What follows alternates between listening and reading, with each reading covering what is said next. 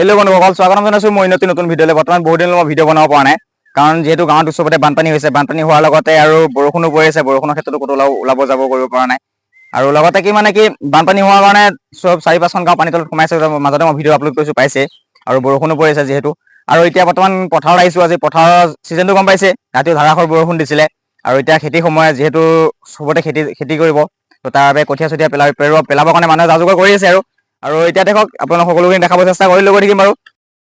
তো বন্ধুসকল, চবতে যিহেতু কঠীয়াবলৈ ৰেডি কৰিছে, চাওক মই দেখাই দিছোঁ। তো এইবিলাক যিহেতু ৰাতি বহুত ডাঙৰ ধাৰাসাৰ বৰষুণ হৈছিল, বৰষুণ হোৱাৰ কাৰণে পানী ৰখিছে। তো সেইটো কাৰণে কঠীয়া পেলাবৰ কাৰণে হাল বাই কৰি মাটি বোকা কৰিছে, কঠীয়া পেলাব যিহেতু।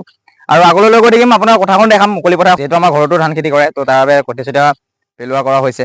তো এতিয়া গাঁওবিলাক ৰাস্তাও দেখিছে, ৰাস্তাবিলাকো বোকা আছে।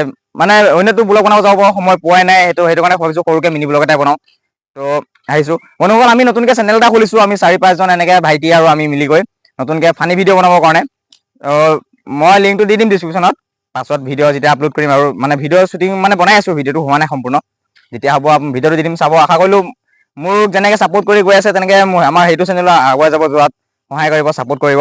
বাৰু বলক আগলৈ গৈ থাকোঁ, সকলো দেখাব চেষ্টা কৰি গৈ থাকিম বাৰু। বন্ধুসকল, আজি পথাৰখনকে দেখাওঁ। হৈছে পথাৰ।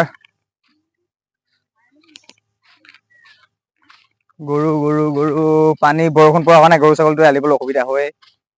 গৰু ৰাস্তাই দি থৈছে, কিছুমান জেগাত খালী জেগা আছে, তো খালী জেগাত এৰাল দি থৈ দিছে বাৰু। এখন হৈছে পথাৰখন। তো বেক কেমেৰা কৰি দেখাম গোটেই পথাৰখন বাৰু।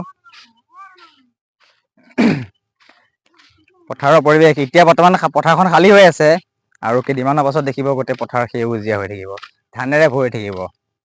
তাৰপিছত মাঘ মাহত হ'ব ধুনীয়াকৈ সোণালী কালাৰ, সেউজ শুৱনি আমাৰ পথাৰখন অতি সোণালী ধাননিৰে ভৰা।